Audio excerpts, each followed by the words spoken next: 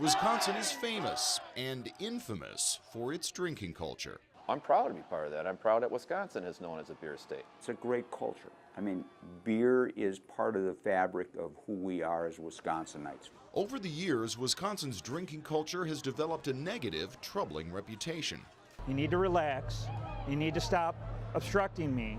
You need to give me an ID. Underage drinking, binge drinking, drunk driving. Wisconsin is at or near the top of the worst states when it comes to those problems. The kind of drinking that in most states would be perceived as abnormal is considered very normal here. He's trash, just deal with that. Call it Wisconsin normal. Some call it a party atmosphere. Health professionals call it a hostile alcohol environment, a health crisis. Now we know is that when kids begin drinking as teenagers, there's brain damage involved. During a recent Oktoberfest, within the first 2 hours, 5 people were admitted to the detox center unconscious. My son David Verona was killed by a drunk driver in 2012.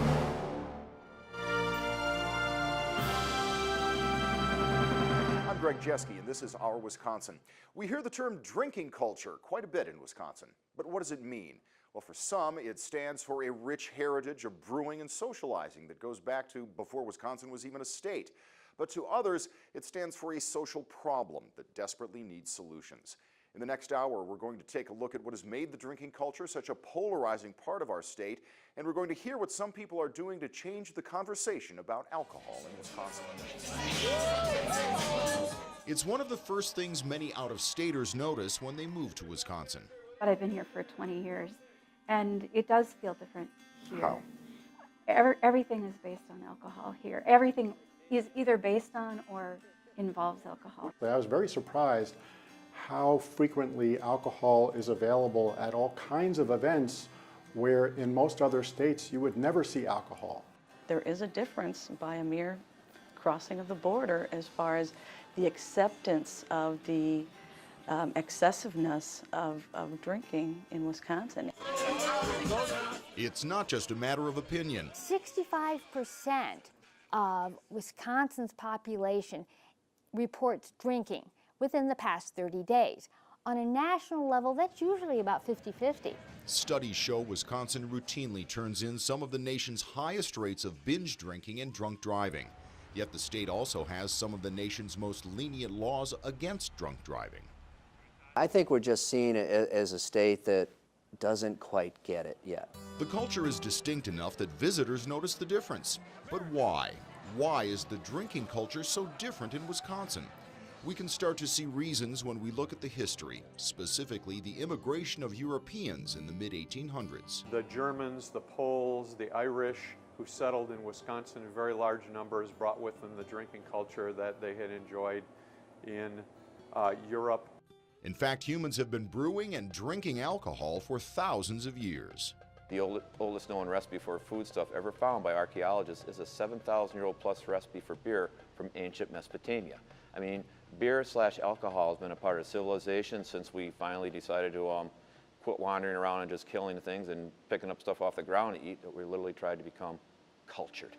The early drinking culture was born of necessity. Fermented or distilled alcohol was often the healthiest option to drink. In paraphrasing Benjamin Franklin, he said, "In wine there is wisdom, in beer there is freedom, in water there is bacteria." And there was a time when it was safer to drink the wine and the beer than it was to drink the water from the city water system. Not only that, beer had calories, and that was important for the many families that didn't always have enough food to eat. So the culture in the late 1800s and early 1900s not only allowed, it encouraged people to drink alcohol, even children.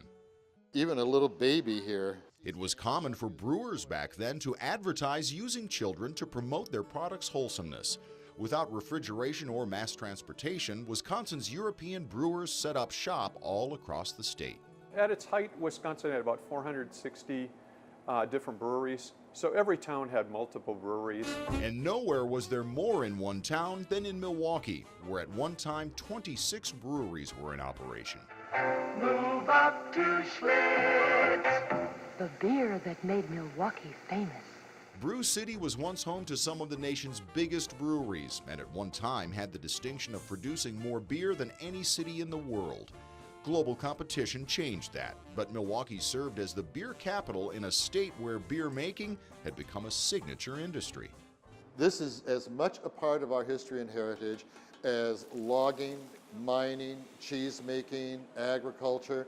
These breweries helped build the state of Wisconsin and individual communities within the state. Case in point, Chippewa Falls. We have so many different styles of beer, but there is a monthly production plant. Jake Leinenkugel is the 5th generation of his family to run their brewery in northwest Wisconsin. Every brewer that started here, along with my great-great-grandfather, most all of them came from Germany during the Great Immigration in the 1840s to 1870s. But they arrived to find settlers, Puritans from the East, already here, and they did not share their thirst for brew. There was a very strong anti-drinking culture in Wisconsin in the mid and late 1800s. Some towns, like Delavan, were even created as alcohol-free colonies. One of Wisconsin's first dry or temperance bars is still there. There were a lot of communities that went back and forth between wet and dry. They'd vote themselves wet one year, dry the next. Jim Drager is the Wisconsin Historical Society State Preservation Officer and co-author of Bottoms Up, a toast to Wisconsin's historic bars and breweries. He describes a national drinking culture that was out of control in the late 1800s. People drank an awful lot more than they drink today, and so there were a lot of problems that stemmed from that. Men would go off to the factory, come home, come to the bar, cash their checks, spend all the money, come home with no money, leave their wives and children hungry in the house. There were a lot of problems with physical abuse because of alcohol. With no social service agencies to help, the wives and mothers left to care for the families began banding together, ultimately forming the temperance movement that in 1920 helped to pass the 19th Amendment to the U.S. Constitution, Prohibition. Bootlegging was another sinister development. For nearly 14 years, Prohibition made it illegal to make, sell, or transport intoxicating liquor in the United States. It had a devastating effect on taverns and breweries. Breweries and taverns closed overnight. These were significant industries that employed an awful lot of people. So there was that immediate economic impact. For 14 years, our family basically was out of business. The number of breweries in Wisconsin went from more than 300 to 70 during Prohibition. Many of those that survived, including Leinenkugel's, did so by making ice cream, gum, or soda pop. Taverns became ice cream parlors and soda fountains. But while Prohibition may have made alcohol illegal, it didn't make it disappear. Many of those ice cream parlors were just fronts for illegal alcohol bars called speakeasies. Despite raids, speakeasies flourished like weeds. If you knew the right person and you went into the soda fountain, they could sweeten your lemonade up or whatever you needed. Drager says that's actually one of the two biggest changes to the drinking culture to come out of Prohibition, the mixed drink or cocktail. The other, women drinking in public. They went into the speakeasies and started drinking alcohol with their husbands and boyfriends during Prohibition. So when Prohibition ended, women went into the taverns with men. It may come as no surprise that Wisconsin led the push to end Prohibition. In 1929, voters here repealed the state's enforcement of the law. Then, Wisconsin U.S. Senator John Blaine proposed the initial amendment to repeal the national law. Prohibition was an absolute disaster as public policy goes. It was not effective in reducing the amount of drinking. People actually drank more during Prohibition than they did before Prohibition because there was no regulation at all. They put more hops in some of their bigger beers, so they're going to stay a little bit fresher longer. The end of Prohibition was the beginning of a newly regulated brewing industry in America. Leinenkugel's made a name for itself as a regional beer and was successful, but stagnant. Then came the 1970s and a new level of competition in the beer industry. So I think that the 70s was the period of time, if you look back at brewing in the United States, was the first big aha moment after Prohibition, where some of the smaller regionals like Leinenkugel's were saying, boy, I don't know if we're going to be able to stay in business and compete directly against the large brewers.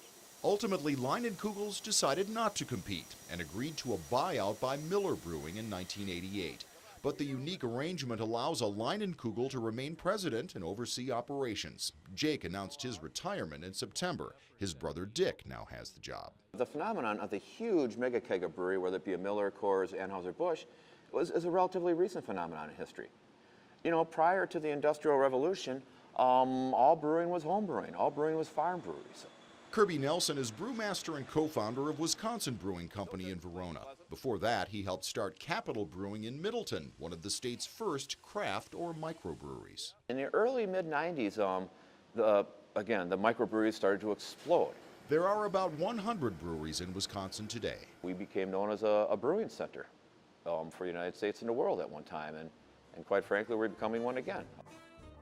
And beer isn't the only brew Wisconsin has made famous. We're also the leading consumers of brandy in the U.S. Speakeasies went back to being open taverns after Prohibition, and that industry flourished. Today in Wisconsin, there are more bars than grocery stores.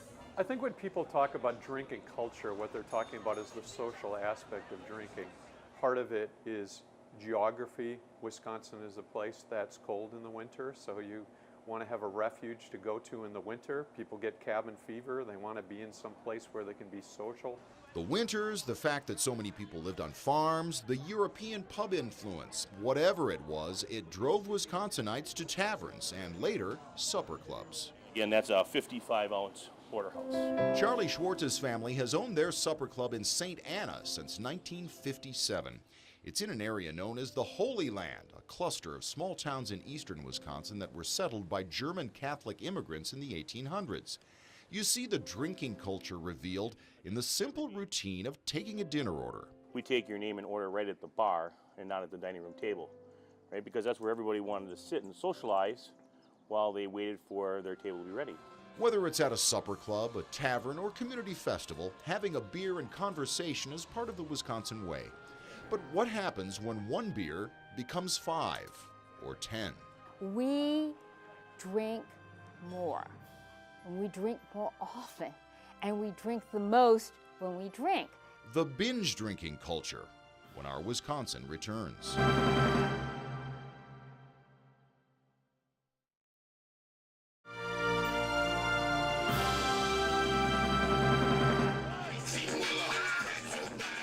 Wisconsin's drinking culture goes from proud heritage to serious health problem when it comes to the amount of alcohol people drink at any one time. We clearly have the most severe binge drinking problem in the nation. Binge drinking, having several drinks in one sitting and basically getting quite drunk, is what makes Wisconsin's drinking culture extreme compared to other states. People here binge more often and their binges are bigger. On average, a binge drinking episode in Wisconsin involves 9 of those standard drinks, whereas in other states, the average is more like 6 to 7.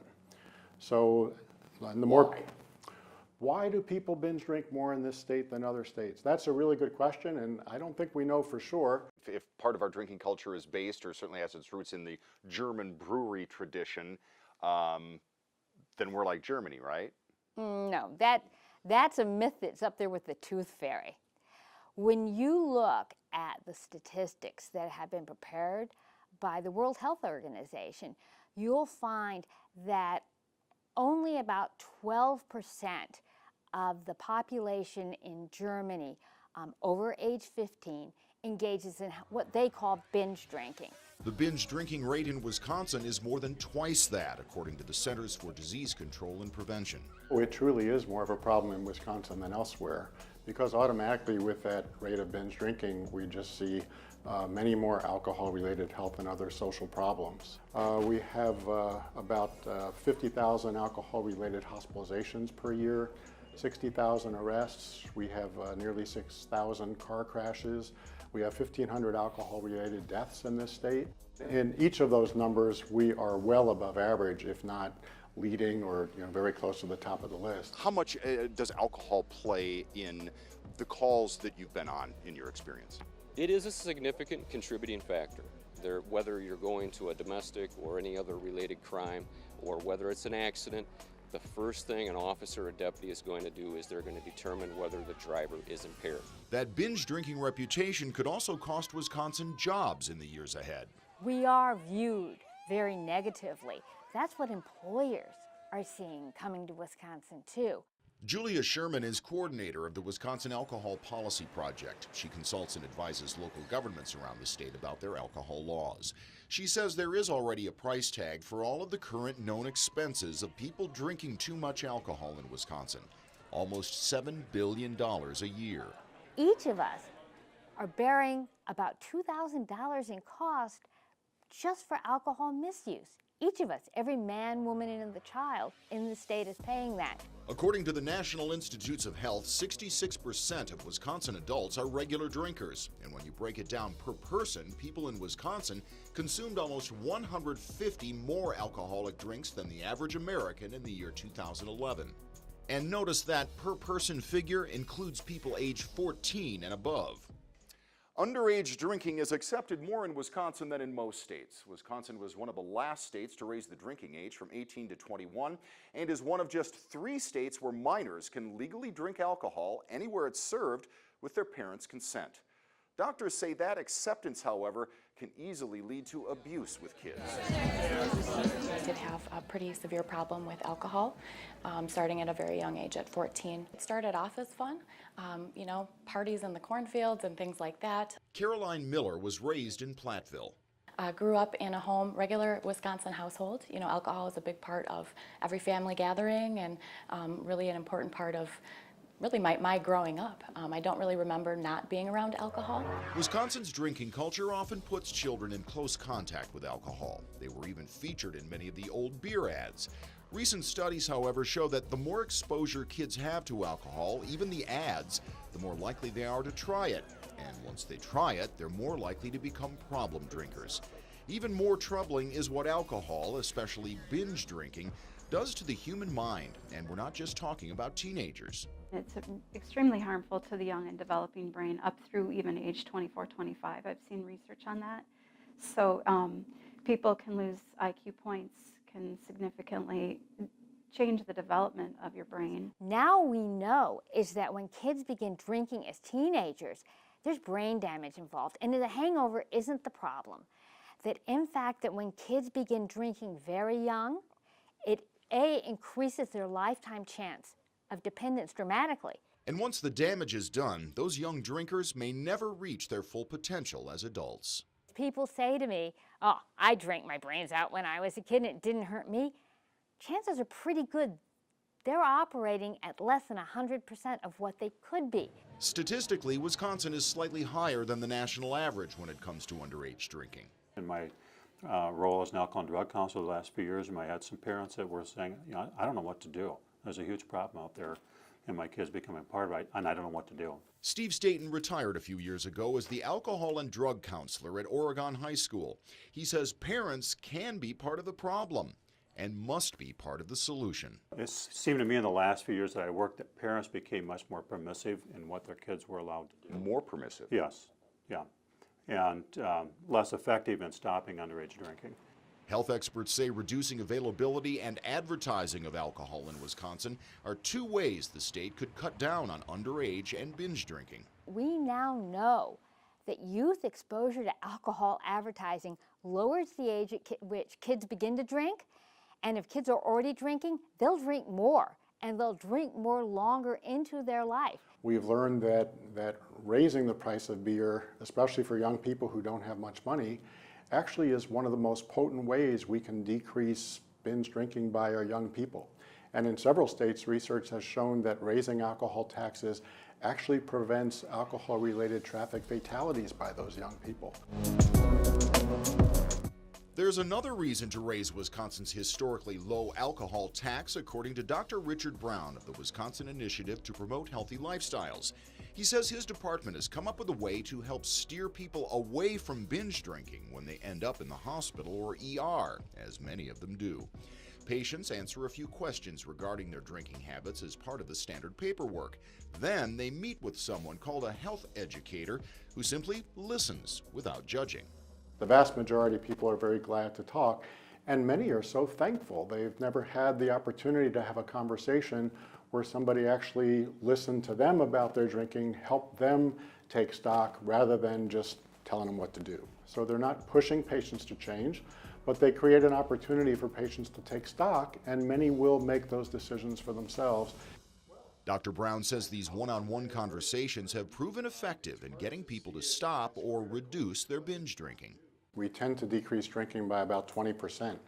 And when we do that, we get a substantial decline in emergency room visits, hospitalizations, arrests, and car crashes. Problem is, the health educators are only working in a limited number of clinics because of funding. Brown says a higher alcohol tax is an obvious way to pay for more.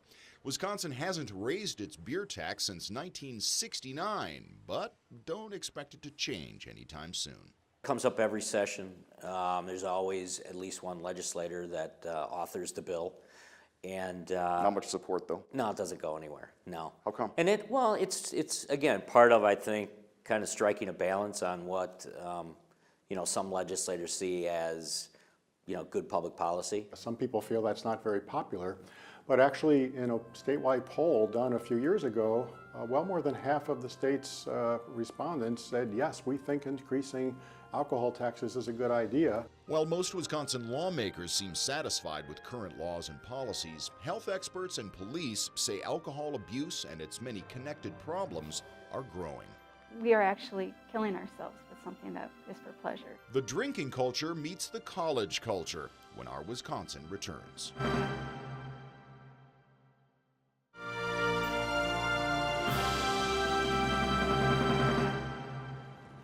When I hear Wisconsin drinking culture, what I think about is 3rd Street of La Crosse. When I think about people being proud of the fact that there's more bars per capita than any other city, I think about students going from one bar to another and truly getting so drunk that they don't remember what happened. Clearly, we've got a heavy-duty drinking culture here in Wisconsin. I think it's one of our community's biggest health concerns, and I think one of our nation's biggest health concerns. And no Wisconsin community has experienced the depth of those concerns more than La Crosse. Since 1997, there have been 12 alcohol-related high-publicity deaths. And those are drownings. Most of those are drownings in the Mississippi River. Brenda Rooney is an epidemiologist and one of the leaders in alcohol policy and research in La Crosse. There was all this concern about there was a river killer or a mass murderer, someone who was preying on people. But it wasn't who was killing them, it was what. We've got a particularly risky situation in La Crosse because our tavern district is 3 blocks from the Mississippi River. And directly behind us, the water right now is at least 18 feet deep and it's fast moving. Ed Kondracki was the La Crosse police chief during the years when 9 intoxicated young people drowned in the Mississippi River. The lowest blood alcohol rate was 0.20, the highest was 0.42. Now that is very intoxicated. Still, people in the La Crosse area weren't willing to believe it was as simple as drunk kids falling into the river. Under intense public pressure, Chief Kondracki brought in both the State Crime Lab and the FBI to investigate. And in both instances, they determined that the drownings were not related to one another except in one way. They were all alcohol related and they were all tragic accidents. La Crosse has a long tradition as a big drinking town and a big drinking college. 3rd Street is known for having the highest density of bars of any city in the state. And UW-La Crosse had the highest number of alcohol-related arrests of any American college last year. Arrest does not equate to more drinking. Arrest, in many ways, attest to our efforts to curtail it. You don't deny there's a problem, though? Oh, every college town has a problem. Do I think UW-La Crosse or the La Crosse area has more of a problem? I don't think so. I think it's pretty similar, and we do have a problem. La Crosse's problem tends to reach its peak every year about a month after school starts, when the drinking cultures of the college and the community collide at Oktoberfest. 2, 3, here we go! During a recent Oktoberfest, within the first 2 hours, 5 people were admitted to the detox center unconscious. Of those 5 who were unconscious, 2 required trach tubes just to survive. Oktoberfest organizers have made changes over the years to include non-drinking areas and family activities, and they point out that the problems usually take place outside of Oktoberfest grounds. Yet there's no denying what this event has become for many, a drunk fest. I think of Oktoberfest here and how that's just it's a crazy cultural experience, and you know, they're tapping a keg at 8 in the morning on a Friday morning, and students are potentially skipping classes or going to their classes on Friday mornings, and then you know, even professors are canceling class on Friday saying, oh, it's Oktoberfest, don't worry about it. Our students here are very much the work hard, play hard ethic of both academics and drinking. Some of my best students are also very heavy drinkers, and that was another surprise when I moved to Wisconsin. It's so much a part of just who we are. Betsy Morgan is the head of UWL's psychology department. I think that the more we talk about realistic behaviors, the better. So we're not talking about kids not drinking. What we're talking about is how do you drink safely? And do you have to drink to get drunk? And what are your alternatives? Because the vast majority of people are somewhere in the middle. They're not the people who never drink, and they're not the people who get blasted every night. Students have also taken it upon themselves to change or at least modify the drinking culture in La Crosse. After the drownings, they formed a volunteer river watch that patrols the downtown Mississippi riverfront overnight on the weekends. And the city's former police chief now leads an effort called the Risky Drinking Coalition, a group representing law enforcement, health professionals, bars, and educators. What the coalition is trying to do is create a healthy environment where people can drink alcohol, but safely. You're trying to change the drinking culture. That's exactly right. Changing it out. You know, and that almost sounds like an impossible task, you know. But look at, if you can reduce the frequency, if you can reduce the severity, if you can improve the handling of the situation, these are all success factors. La Crosse isn't the only Wisconsin college town where alcohol and water have been a tragic combination. He was a loving, compassionate boy who will be truly missed. When they told us that Eric's body had been found in the river and they announced it to us, while Darren and I knew from really dark fall the first night we were there what they were going to tell us, when you hear it out loud, it's just devastating. It was just devastating. It was a devastating experience. In March of 2012, Eric Duffy, a UW-Stevens Point senior and the only child of Joan and Darren Duffy of Fitchburg, drowned in the Wisconsin River in Stevens Point. He had been out celebrating his 21st birthday with friends at a bar. And although tests would show his blood alcohol level above the legal limit to drive, his friends say Eric seemed fine when he left them on foot and alone. They'd been responsible. They did, things that they were told they should do. Unfortunately, Eric left by himself and made a bad decision. With the help of student leaders at Point, the Duffys started the Bring a Buddy program. You don't have any drinks without sticking together as a group. You stay with your group stays with you, or you at least pair off into groups of 2 or more. You do not leave alone. You just don't do it.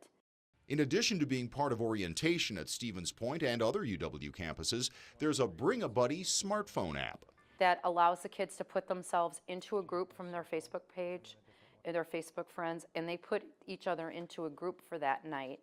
And then for that night, through Google Maps, they can see each other and where they're going and what they're doing. When you get home, you click out of it, it sends a text message to everybody that says, I got home okay. The Duffys hope to establish the Bring a Buddy program at all UW campuses. We're just trying to make people aware that if this can happen to our son, it can happen to anybody. We don't want anybody to have to feel the way that Darren and I are going to be feeling the rest of our lives. I mean, Eric was our only child, and not only do you lose your son, but you also lose parenting, and that's weird. It's so weird not to, be called mom by anybody anymore. I don't like it, but it's the way it is. When I hear the phrase Wisconsin's drinking culture, what I want to say is it's time to start changing the conversation. Wisconsin has so many other parts of its culture that should be celebrated, and I think that the continued glamorization of having a drinking culture and focusing on the problems that plague our campuses really detracts from some of the amazing things that are going on.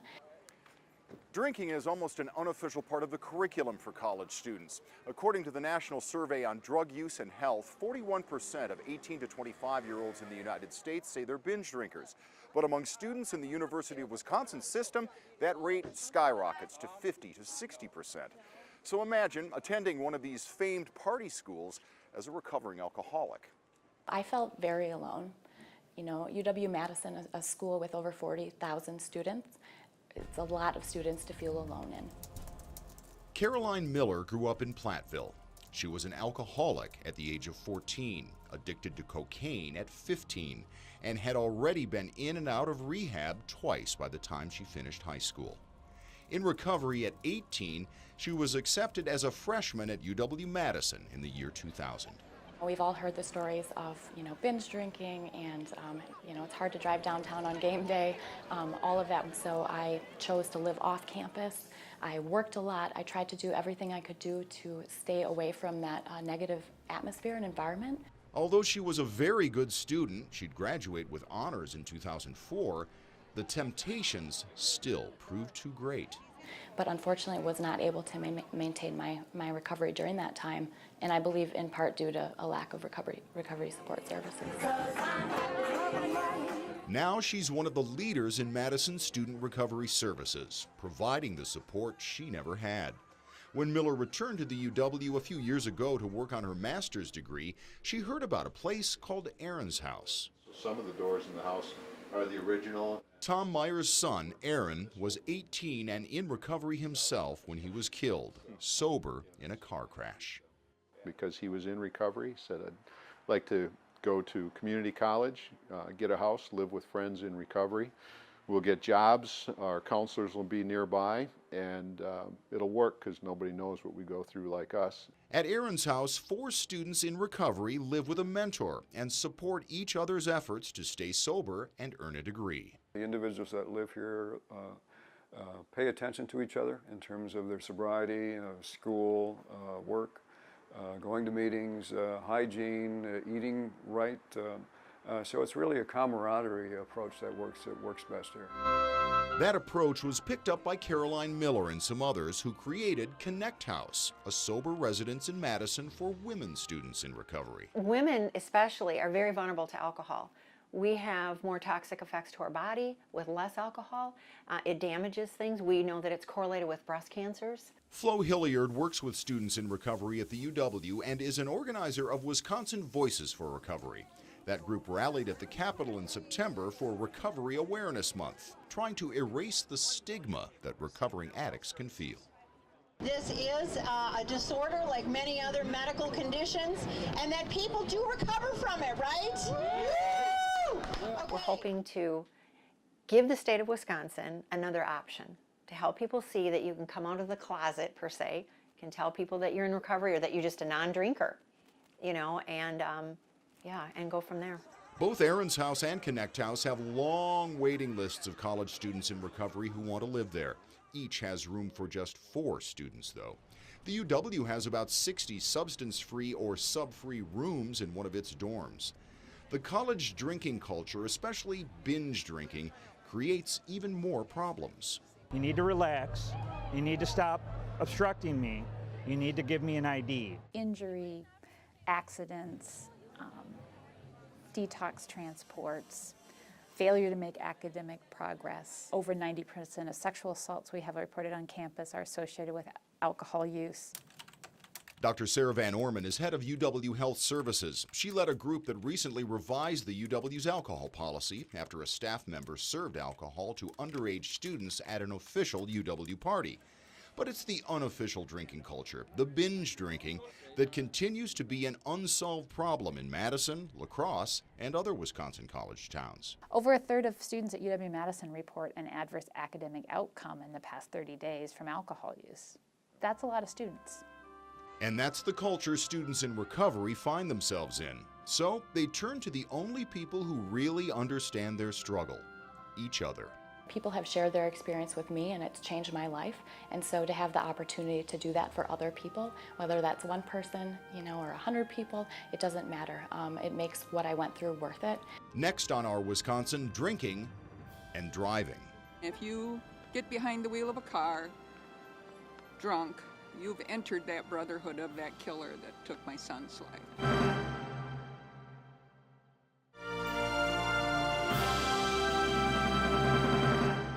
Welcome back to Our Wisconsin. I'm Greg Jeske. We've heard a lot of thoughts and opinions on Wisconsin's drinking culture, but there is one thing that everyone agrees on: drunk driving. You won't find anyone who says they're for it. And yet, compared to other states, Wisconsin's OWI laws do very little to discourage drunk driving. In fact, Wisconsin has some of the most lenient drunk driving laws in the country. In a recent 10-year period, we had an average of about 200 drunk driving related fatalities on Wisconsin roads per year. It's just the most horrific thing in the world to have the police come to your door in the middle of the night and tell you your son's been killed by a drunk driver. Most states have stricter drunk driving laws and fewer drunk driving deaths than Wisconsin, according to federal health and safety studies. I think that by far the majority of people in Wisconsin recognize that we can toughen up our drunk driving laws. I think where the question comes in is how tough do we make them? How much do we toughen them up? It's not a question of if, it's more a question of how much. I know sometimes we're kind of lumped in as a state that's kind of looks the other way when it comes to drunk driving laws. But if you look at the actual data, I think you see we're further away from that description than most people think we are. Although Wisconsin and most other states have seen a drop in fatal alcohol-related crashes recently, the state still had the highest drunk driving rate in the nation in 2012, with about a quarter of adults indicating in federal surveys that they drove drunk. Health experts say it only stands to reason that Wisconsin has a serious problem with drunk driving. If you compare binge drinking rates for each state with their rate of drunk driving, you see there's a very strong correlation. So if we are ever going to seriously get a handle on our drunk driving problem in this state, we're going to have to figure out a way to decrease binge drinking. There's also an issue with where alcohol is sold in Wisconsin. Such as gas stations.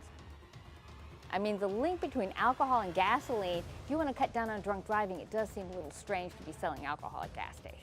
I would just like to see less drunk driving in Wisconsin, and I think tougher laws are part of the solution. State Assemblyman Jim Ott introduced 8 bills in 2013 to crack down on drunk driving. Although his colleagues in the Assembly backed 6 of the 8, the state Senate supported just 1. It did become law, but it only clarified an existing law. I'm not saying that these bills will never pass. I'm going to try again, maybe do some tweaks, maybe try to get more support for them. I'm going to come back and try again. It all ends up coming down to, I'll say, leadership. Somebody who is in a leadership level simply has to step up and say, I want to make this a legislative priority. It's like any legislative issue, I guess, in that it kind of comes and goes. State Senate Majority Leader Scott Fitzgerald defends his and his colleagues' lack of action on OWI bills in the last session. He says a package of laws passed in 2009 is proof the state is not soft on drunk driving. What is in the best interest of our constituents and still represent the taxpayers and make sure that the state is on track as far as public policy goes. I mean, those are the things that we have to make decisions on when it comes to legislation.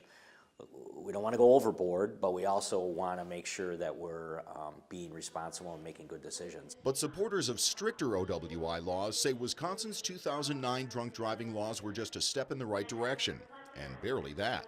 And we took that first step knowing that we should have taken a greater step, but that was the step that we could get past at the time. MADD and its supporters say Wisconsin's high rate of drunk driving is proof the laws are too lax. People aren't worried about the consequences of getting caught. We're the only state where a first OWI offense is not a crime, yet first-time offenders cause a majority of the state's OWI crashes. In Wisconsin, drunk driving is not an automatic felony crime until a 5th offense. What kind of message do you think that sends to the public that other people are able to get away with that? Well, it certainly sends a message that maybe we're not dealing with it strongly enough in our legal system. One of Jim Ott's failed OWI bills would have simply required a person to show up in court on a first offense. Still not a crime, not a bigger fine, just the requirement of facing a judge. Just to say you got to stand there in the courtroom and see what that's like, and face the judge, and maybe get some kind of a sense of what may happen if you don't change your behavior. Making the first offense a felony or having the first-time offender have to appear in court, I mean, you know, those are deterrents, but I don't know that that's necessarily the answer. At least we would send a message that our culture is changing. We are no longer regarding this as a minor problem. We regard this as a serious breach. And the majority of Wisconsinites agrees. A Marquette Law School poll released in October showed 56% support for making first offense OWI a criminal misdemeanor. Something else other states use to fight drunk driving is sobriety checkpoints. Law enforcement stops all traffic through a certain area looking for people driving under the influence. 38 states have them. Wisconsin has a law against them. What Wisconsin law enforcement can and does do is put extra patrols on stretches of road with a history of OWI accidents and arrests. And we can target those areas, and we can stop vehicles for equipment violations, we can stop vehicles for speeding, we can stop vehicles for registration violations. And in the process of doing that, we can make contact with that driver and determine whether he or she is driving impaired. Keeping drunk drivers from even getting on the road is another step in the evolution of OWI laws. Ignition interlock devices won't let a person start a car unless they pass a breathalyzer on the device. MAD wants them required for everyone convicted of drunk driving. Many states, including Wisconsin, require them for some repeat offenders. What about things like ignition interlock requirements and sobriety checkpoints to catch these people sooner?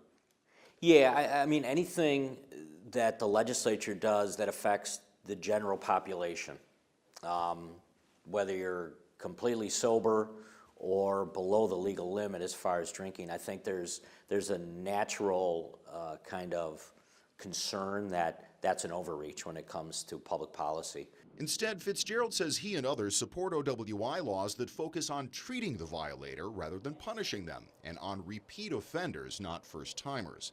Programs like OWI courts, in which drunk drivers' rehabilitation is closely monitored by the judge. As long as the person remains alcoholic, as long as the person remains completely addicted to narcotics, that it doesn't matter what you take away from them or how many times you throw them in jail, they're going to offend again. And that's really what the focus should be, I think, is on those individuals.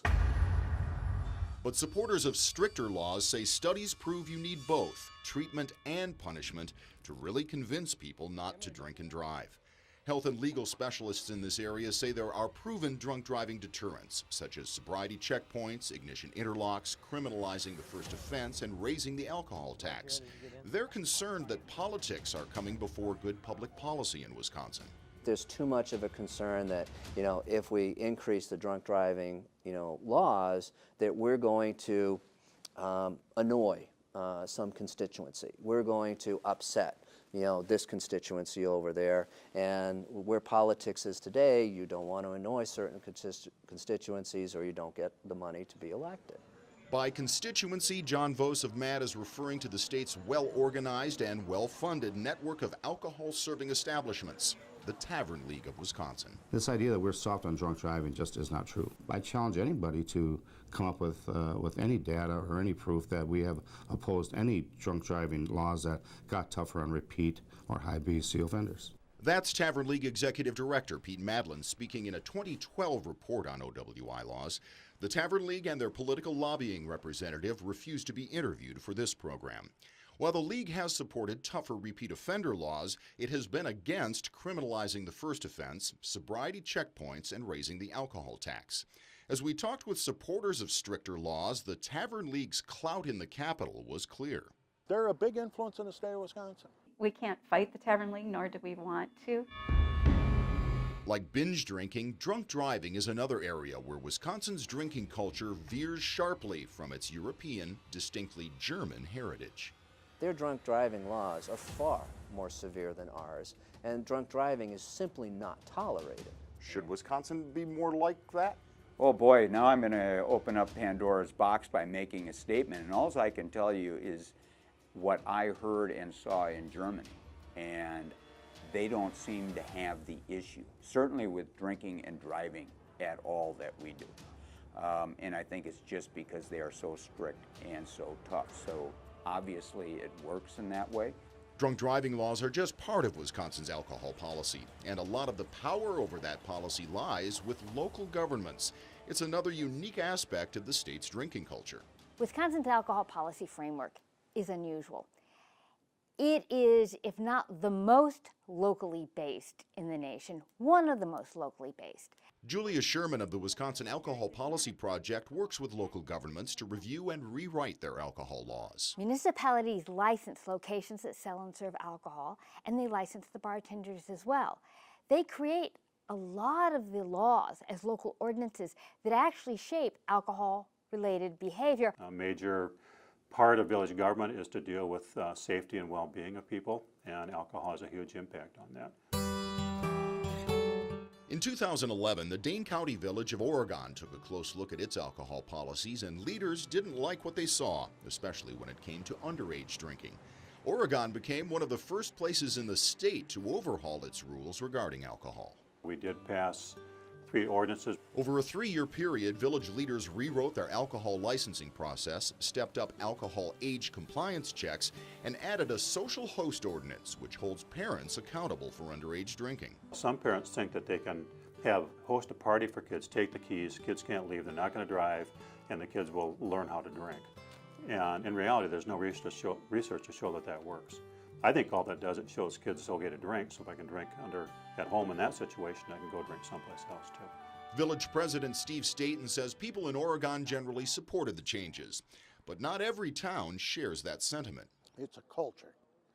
It's always difficult to change culture. Paul Fisk is the mayor of Lodi. He's been working to tighten his town's alcohol laws for the past several years with limited success. Probably the biggest issue this year was in February when we tried to amend the current sign ordinance on new alcohol signs and banners within the community.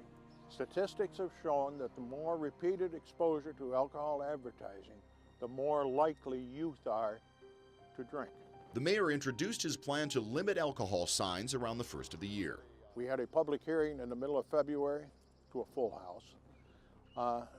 Nobody in favor of it. They thought we were infringing, and alcohol advertising was critical to their success. Lodi has approved some slight changes, but Mayor Fisk says he believes real change takes time, so he'll continue to question his town's drinking culture. Can you have a softball game or softball tournament without beer? Maybe. Can you have a fair like the Lodi Fair without beer? Maybe one night. Maybe seems to be as good as it gets for now when it comes to significantly changing Wisconsin's drinking culture. As long as we have Lambeau Field and Miller Park and Badger Saturdays and all these festivals and parades, I mean, it is going to continue to be something that we have to deal with. And yeah, everybody loves those events, and you know, obviously there's a lot of drinking in and around those events, and I don't think it's going to change anytime soon. I think there's a lot of people that don't want to see that part of it change. But some are beginning to think differently about the dangerous aspects of the culture, such as binge drinking and drunk driving. There is more of a public awareness, and I think in a public non-acceptance of the abuse of alcohol, and we're making it more of a cultural no-no, let's say. So I actually think a lot of the steps I've seen are steps in the right direction. Alcohol history is part of our culture, and clearly it's going to stay part of our culture and society, but it doesn't have to be dominant, and it doesn't have to be so destructive. I don't see why we can't have a rich drinking culture, rich brewer, culture here in Wisconsin, yet at the same time understand that responsible drinking and that kind of culture goes hand in hand. Supporters of a more moderate drinking culture in Wisconsin compare their cause to the anti-smoking movement, pointing out it took decades for those laws to be passed. They're also hoping to use that tobacco model to educate the next generation as a way of solving problems like binge drinking, underage drinking, and drunk driving. So ultimately, it may be today's youngest people who bring about the biggest change yet in the drinking culture. This has been Our Wisconsin. I'm Greg Jeske. Thanks for joining us.